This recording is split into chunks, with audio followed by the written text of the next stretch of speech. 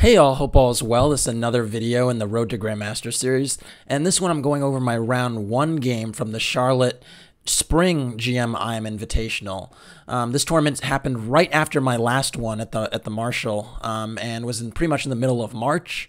And the way it works is it's a 9-round closed event where you play every GM or IM once, and you actually know in advance who your opponents are and what the GM norm score needs to be. So you actually need to score 6.5 out of 9 to get a GM norm in this one.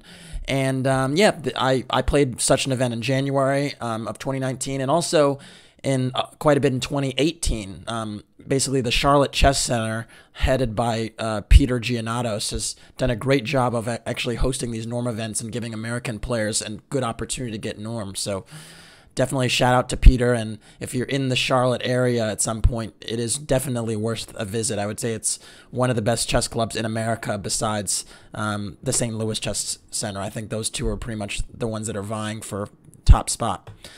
Anyways, getting on to the game, my opponent here was Brandon Jacobson, and if you've watched any videos on this channel, you know this is someone I've played before, and it's funny because we keep sort of running into each other at the same events because we're both trying to vie to become Grandmasters. So Brandon is a much younger player than me. I think he's maybe like 15 or 16, but very, very experienced and very strong as well. So always a challenge. I was white in this one, and yeah, I was hoping to put some pressure on him, and so let's just get into it.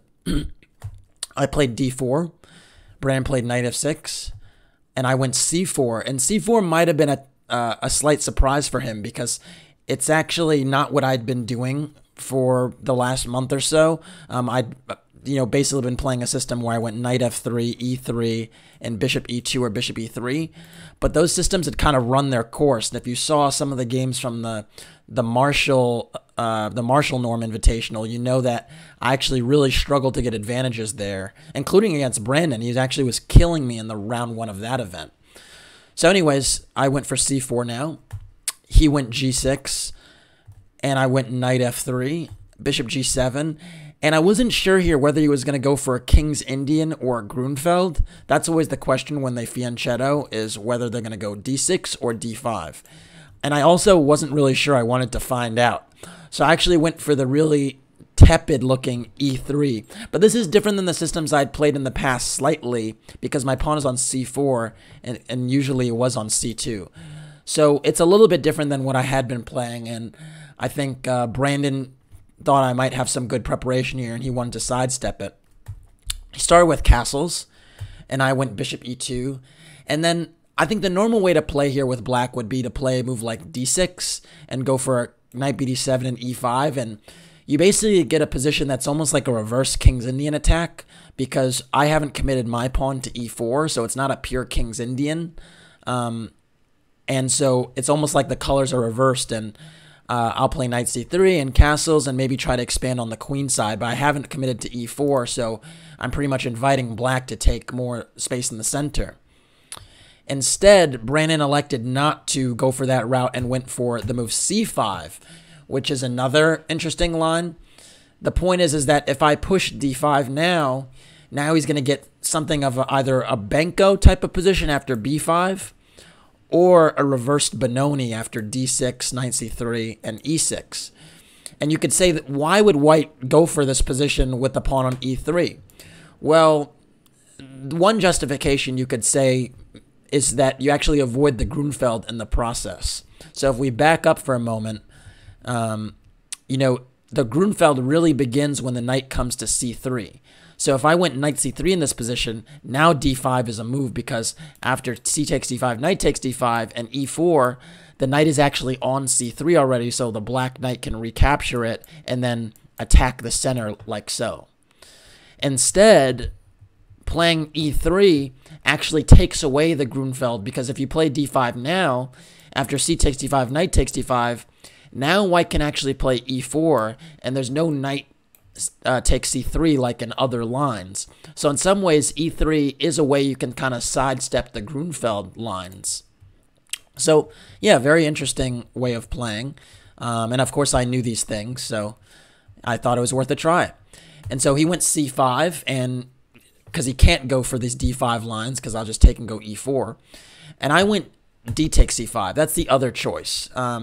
You saw the lines with pushing to d5. I decided to play d takes c5 and almost get like a reversed Queen's Gambit, reverse Queen's Gambit / Catalan type of position, where black has this nice influence on the long diagonal with the fianchettoed bishop, but I have firm control over the central squares, and I just have a solid position, and I'm going to castle. Black went knight e4, aiming to recover that pawn. That's one of the ways you can recover it. Another way you can do is just queen a5 check and take on c5 like that. And the position is kind of close to equal, but white essentially has a tempo up on the lines that normally black would get in this system. So basically, I'm playing a black's opening a tempo up. Anyways, after d takes c5, knight e4, I castled. There's no real way to defend the c5 pawn, so you just give it up. And after knight takes e5, I went knight d4. I thought this was pretty important because in many lines, black may want to double fianchetto and get this bishop to b7. But now if you make a move like b6, I have bishop b3 and the rook is caught. So I actually win material because black would have to interpose with knight c6. So knight d4 is a pretty good move because it stops this b6 idea. And then separately, it also shuts down this diagonal, which, is pretty good. I mean, the bishop, you don't want the bishop sort of wreaking havoc on that diagonal. One thing, that could be pointed out is I would love to go b3, but I can't do so because my a1 rook is hanging. So plugging that is important. And then the other thing is if I went knight c3 right away, it's very double-edged, but black could consider bishop takes c3. And the point is that, he gave up his very powerful dark squared bishop, but now he can sort of set up a really potentially effective blockade on some of these squares and really target my weak pawns. And now my c1 bishop is not really so hot here, tucked behind these pawns. So this was something I was keen on kind of avoiding. So anyways, knight d4, knight c6 was played. Note, I don't want to take on c6 because I just open up that diagonal, so I elected not to do so, and I kept developing with knight c3. And now black went for a pretty unique move, actually, the move knight e6, which is very forcing. I think the idea is that he recognizes that diagonal was kind of shut down for his bishop, and he wanted to keep that bishop exerting pressure, but I don't necessarily think this is the way to do it, because after my move, knight takes e6, you kind of have a tough decision to make, and either way, you're kind of spoiling your pawn structure a little bit. Now, if you play d takes e6, you could see white has a queenside pawn majority on the queen side, and on the flip side, if you play f takes e6, which was actually played, this pawn structure is not as flexible being doubled here, although you do get some dynamic play along the f-file for the f8 rook. So this is what he elected to go for, but I thought it was a little bit suspicious because when you play f takes e6, you're also weakening the g6 pawn a little bit, and so I thought the kingside pawn structure might be a little bit sensitive. So things to think about. Another point is that with f takes e6, you do actually give yourself the potential to play d5 at later junctures, and that indeed did wind up happening. But I did feel that this pawn structure is a little bit easier for me to play than it is for black to play. Anyways, I went queen d2. Very interesting move. Basically, the challenge here in this position is now that the bishop's diagonal is open, I need to figure out how to develop my queen side. So I really want to go b3 and bishop b2, but my knight is hanging. So that's kind of the issue. So I had many choices, and I thought queen d2 was an interesting one. I also debated playing queen c2, actually, which seems a little bit more natural, and then also clearing the way for my rook on d1. But I didn't like in some lines my queen being on the same line as a potential rook coming to c8. So I kind of rejected that. And another thing I didn't like about queen c2 is that in some lines black could play d5 and I wasn't actually eyeing the square. So I thought queen d2 was a nice little nuance that kept an eye on the d5 break. Black went queen a5, which was a good move, getting the queen out, again making it more difficult to play b3 because the knights would still be hanging, and also maybe even entertaining a queen shift to the king side. So just a good multi-purpose move. And here I was kind of annoyed because I had seen queen a5, but I guess I didn't take it as seriously as it maybe should have been. And instead I went for rook b1. So basically the point is that I was like, all right, this queen maybe is annoying me right now, but maybe I'll get to prepare b4 and really put a problem to the queen on that square. So that was basically my thought process there. Black went b6, I think is a reasonable move, just keeping the queen protected and tidy. You know, note that in some positions b4 was going to be a threat even at this if I sacrifice a pawn. For instance, let's say you played a move like rook f7, maybe b4 is an option now, and after knight takes b4, there could be some ideas connected with knight b5 or knight e4, because the queen on a5 would be pinned. So that would be some interesting nuance. So b6 just makes sure that the queen is protected on a5 and there's no real tactics in the position. I went a3 because I really wanted to force through b4. I was kind of insistent that I need to kick this queen off the square. And, you know, this position is very double-edged because with the move a3, I am actually kind of inviting black to, you know, make that decision that I illustrated before with this bishop takes c3, spoiling my pawn structure. I thought that I would have enough compensation for it. So my thought process was if bishop takes c3, of course I would take with the b pawn to keep queens on the board, to keep the dynamics on the board. And I thought these two bishops would eventually be able to play against, you know, black's kind of soft king side. But it's not so clear. Black could play d6, just shoring up and blockading the c5 pawn. And I was thinking I would have rook b5, shifting the rook towards the king side in a nice way. This was my thought process. And if queen a4, rook g5. But it turns out that things are not so clear after bishop a6. It seems like black is actually quite fast to undermine my queenside pawn structure. And so this would be very double-edged. I was intending something like h4 and just kind of going at this g6 pawn, but very unclear position. So my opponent thought that, kind of agreed with me or agreed with my thought process and was like, you know, rook b5 is too dangerous, so I'm not going to go for bishop takes c3. But it was kind of a critical line and a really reasonable alternative. Instead, he went for queen f5, developing the queen towards the king side and also keeping an eye on my b1 rook.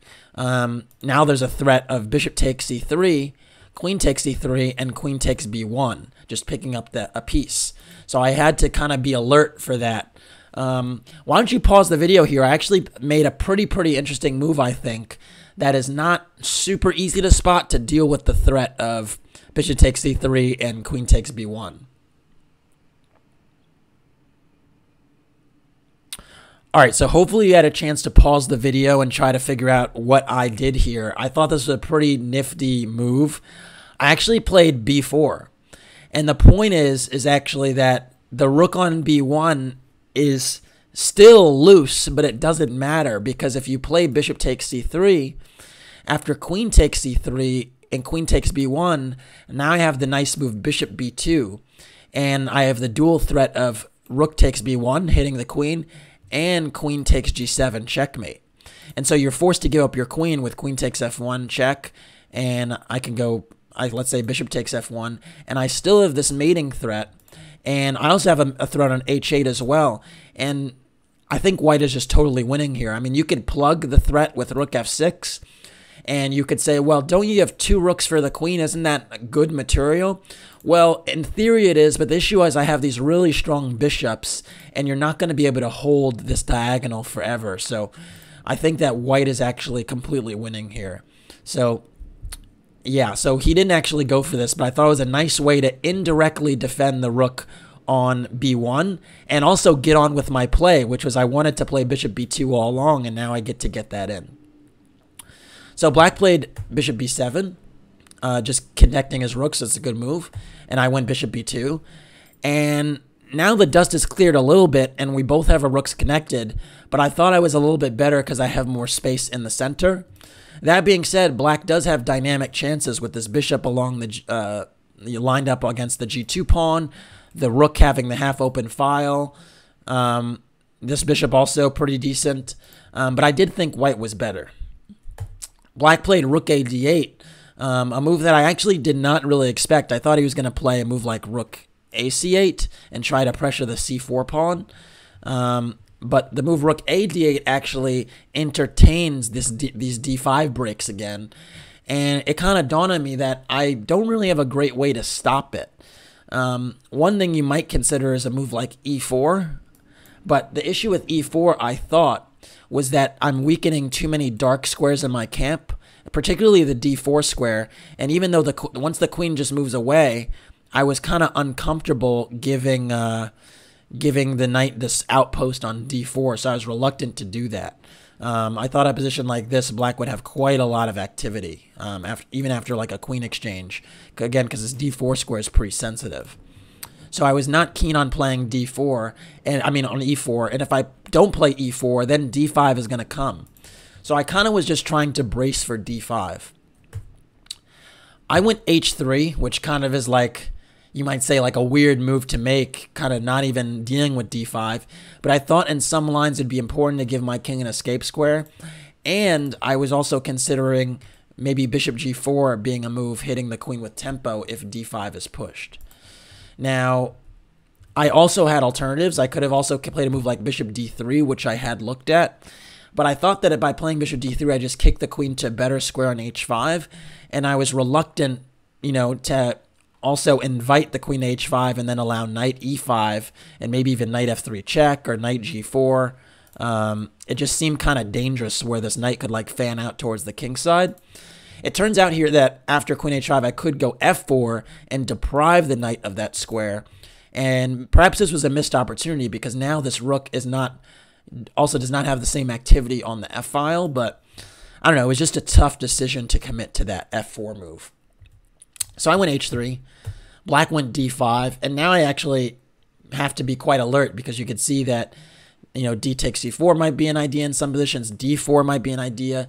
And these double pawns, even though they're kind of a liability in some sense, black has so much activity in the center. Ooh, I'm so bad at diagonals. With these diagonals with the bishops and then the knight coming around and the rook hitting my queen, that black's actually has timed this break pretty well. I played c takes d5, which undoubles the pawns, but I thought I have to take on d5, and particularly because d4 was going to be a threat. E takes d5 was played, and now I went for knight b5, and this was kind of my big idea. I was like, you know what? I can't really stop d4, but maybe I could play against these pawns, because in this current scenario, even though black has, the central control with the pawns, he actually has 3 pawn islands. So if you count the pawn islands, I have 2 and he has 3. And, maybe in an endgame, this could be good for me. So that was my thought. The other thing is that I'm prophylactically dealing with the d4 threat because now I have 4 pieces on it. So that was the concept. Black now played e5, which is a very good move, and I underestimated it somewhat. I thought I was just going to be able to trade these bishops on these dark square bishops, maybe trade the knights, and then, again, play against black's pawn center, keeping in mind that the king on g8 is a little bit airy if the fianchettoed bishop was traded. Instead, Brandon very alertly was like, you know what? We're not trading pieces here. I'm trying to take space in the center and kind of go for it. And this is an interesting choice. I actually went for rook bc1 now, trying to train my rook on the open file that's been created as a consequence of me trading the c-pawn. And now black went for d4, taking more space in the center. And here it kind of occurred to me just how dangerous this is, because he's really just trying to overrun me in the center. If he gets a move like d3 in and maybe even e4, having a protected passed pawn on d3 would be way more than I'd be able to handle. And so I really had to be alert here to just not get rolled over. I started with knight c7, kind of a strange looking move. It seems like a kind of a renegade piece going in for it by itself. But the idea is that this e6 square is a little bit sensitive. And if I am able to control that e6 square, then these rooks are forked. So in this position after knight c7, I have 2 threats with my bishop. One is bishop c4 check, and then knight e6. And then another is bishop g4 and knight e6. In both scenarios, winning in exchange. So you can see that even here, this h3 move did have some purpose because it, threatens this bishop g4 move. Black went rook d6 to defend the e6 square again so that I wouldn't have this resource. Another idea would actually have been to play d takes e3, challenging my queen. And after queen takes e3, knight d4, it turns out that black now covers the e6 square with the knight and gets going with his own activity. So this was probably a better alternative than what black did. But rook d6 doesn't spoil anything. After rook d6, though, I still have to deal with this d3 threat. So I played bishop d3 first, taking the square from the pawn on d4 and challenging the queen.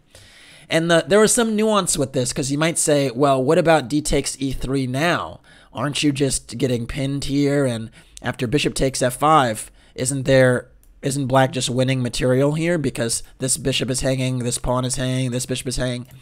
Well, you'd be right, except for the fact that after d takes e3, I have the very nifty, not bishop takes f5, bishop c4 check. And the point is that this rook on d6 is uncovered, so I actually just win a whole rook.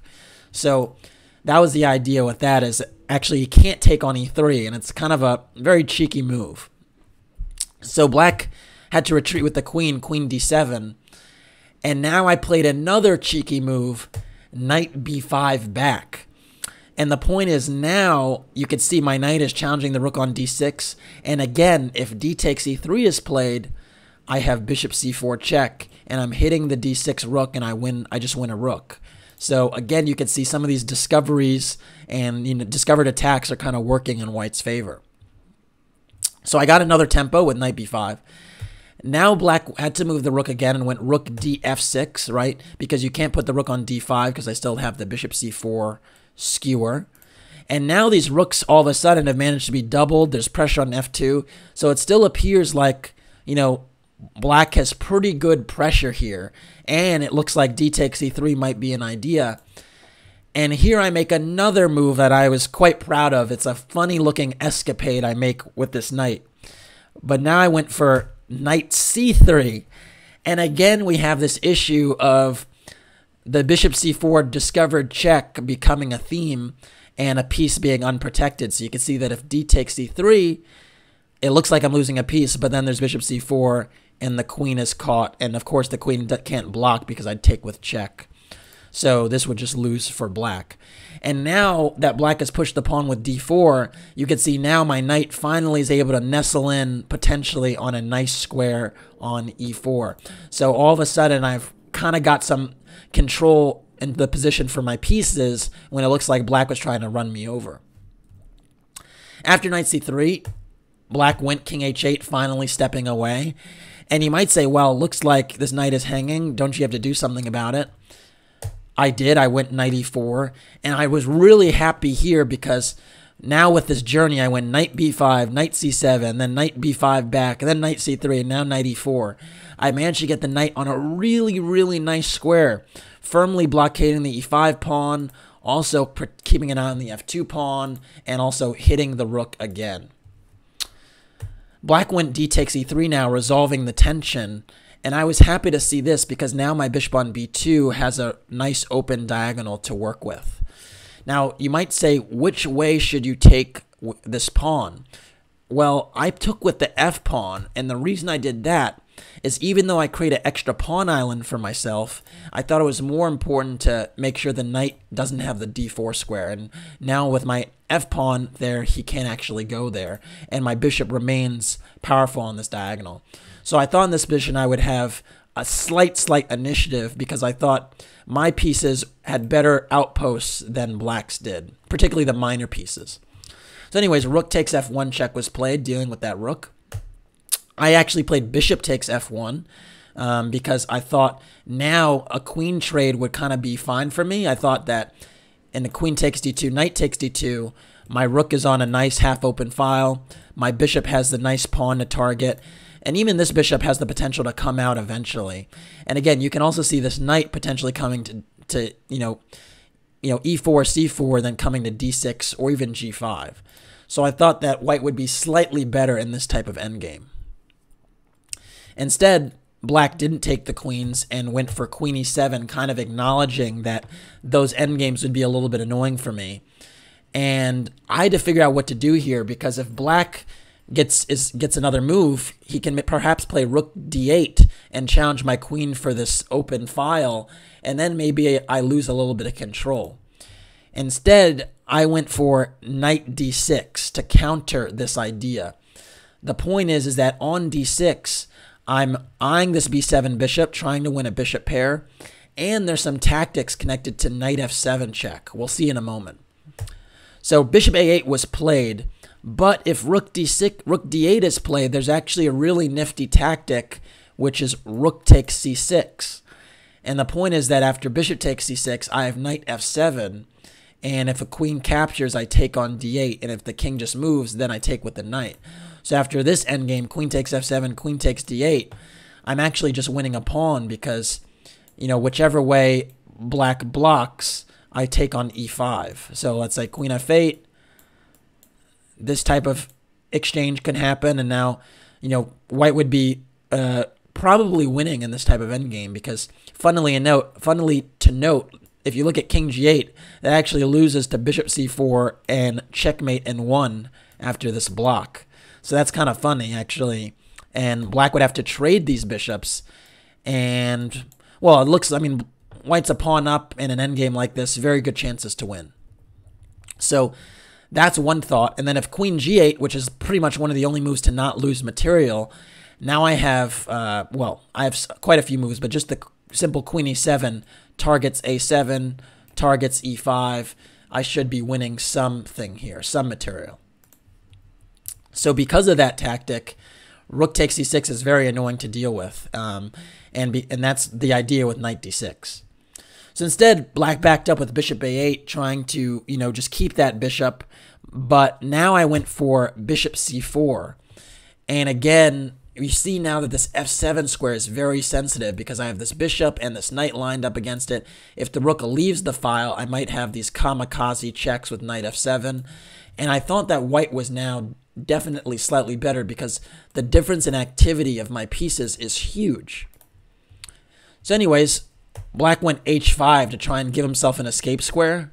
Note that if rook d8 was played, knight f7 doesn't work anymore because I don't have this rook takes c6 resource, but I was going to play rook d1.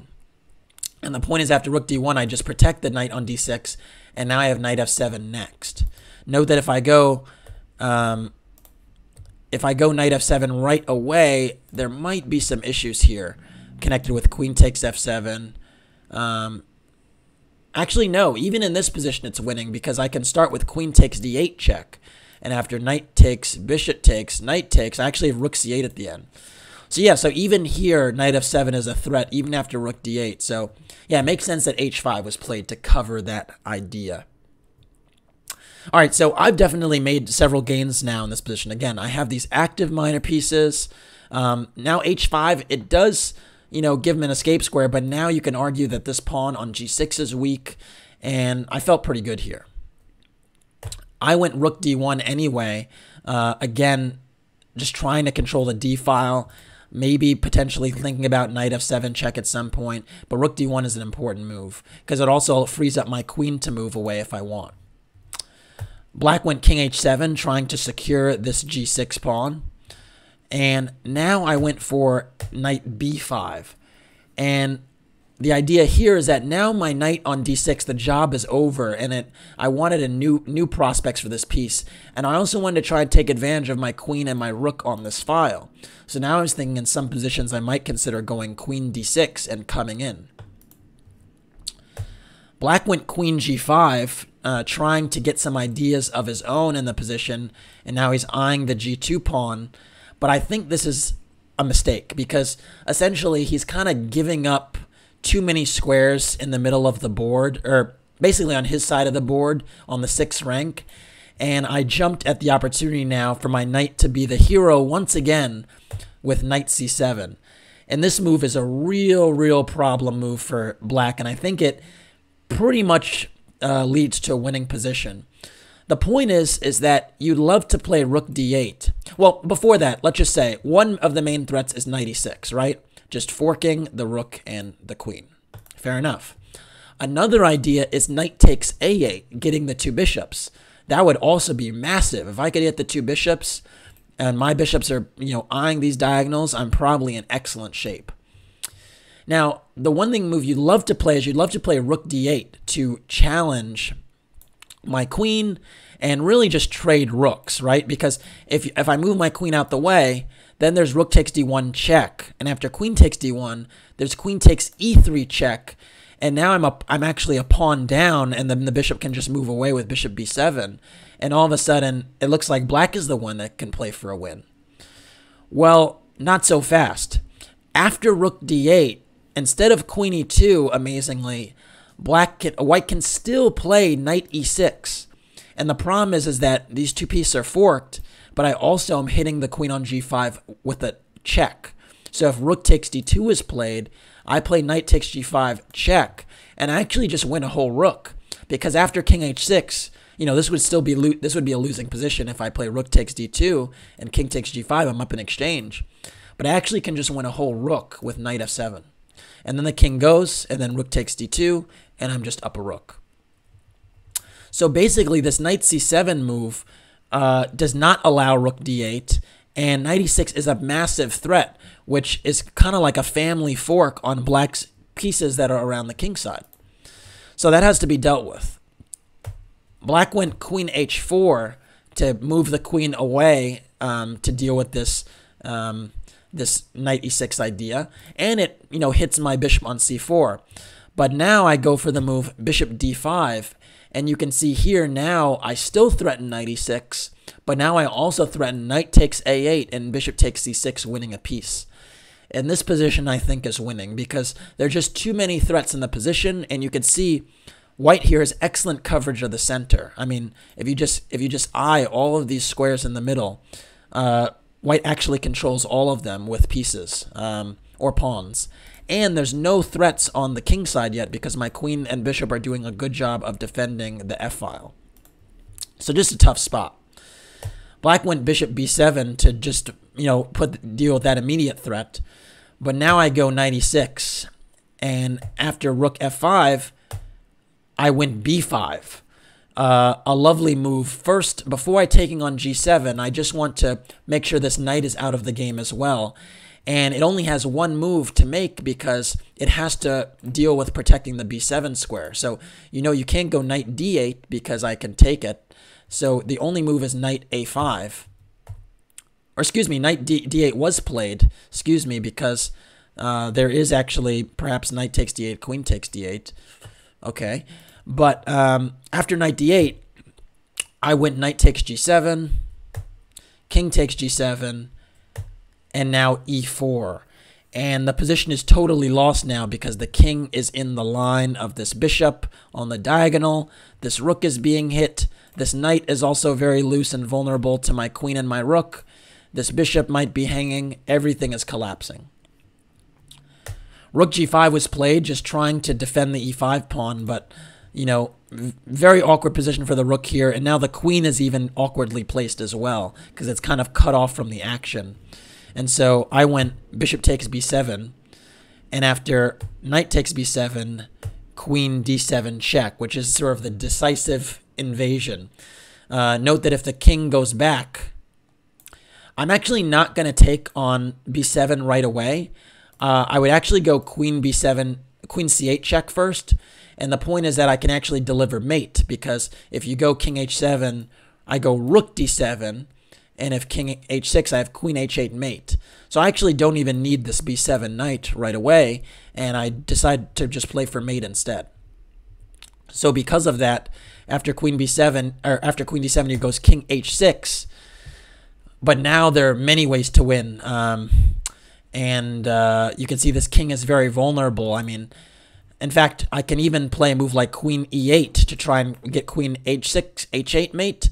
But I thought the symbolist was, now that the king has walked into this diagonal, I actually just went bishop c1, pinning this rook and winning the game because I'm just going to win an exchange and this knight is still hanging.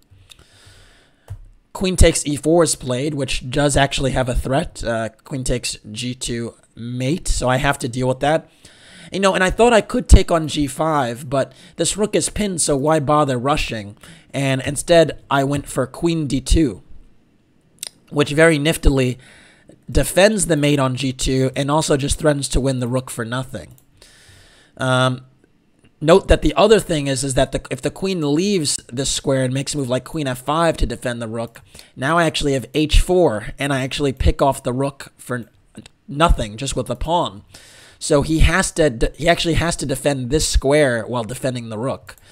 So he went queen h4 to do that, but, well, everything is pinned, and it's just a tough spot to be in. I decide now to simplify, yeah, now I'm in exchange up, and he has a pawn forward, but not for long because I have this move rook d7. And after rook d7, the knight has to move, and yeah, now the position is completely winning because I'm in exchange up, and for nothing, the pawns are even, and I just need to try and make a queen on the queen side.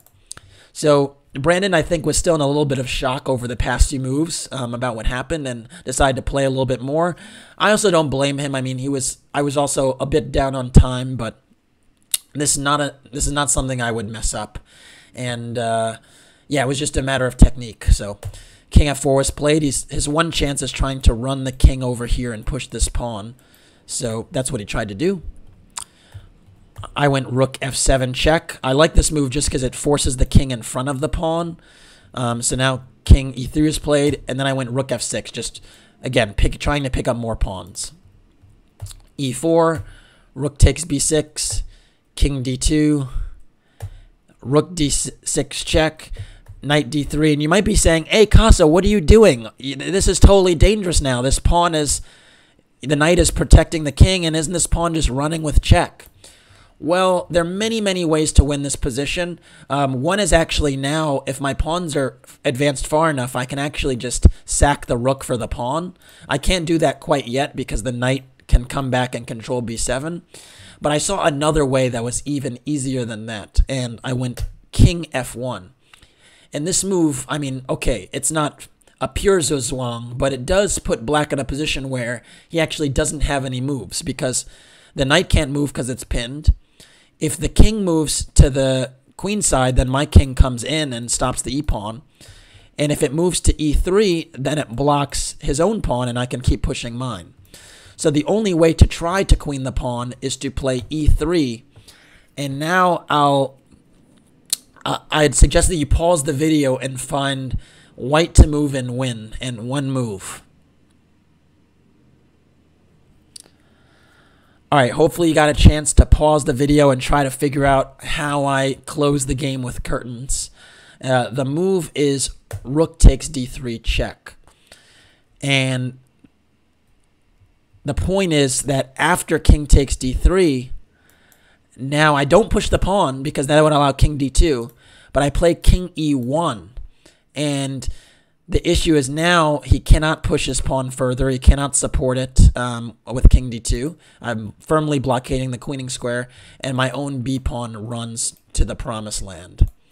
So actually, after rook takes d3 check, Brandon resigned because he knew the king e1 was coming up. I was very happy with this game. I thought it was a pretty nice effort, especially the knight jumping in the middle game, the securing of the controlling the central pawns, getting that knight to e6. I think the knight was definitely the hero, the queenside knight. And it's always great to start 1-0 in one of these Norm events. So I was feeling good and trying to keep that momentum going. All right, that's it for this one. Thanks for watching. Please like and/or subscribe to the channel. And if you want to support the Road to Grandmaster journey, please consider doing so by making a PayPal donation in the description below. Take care.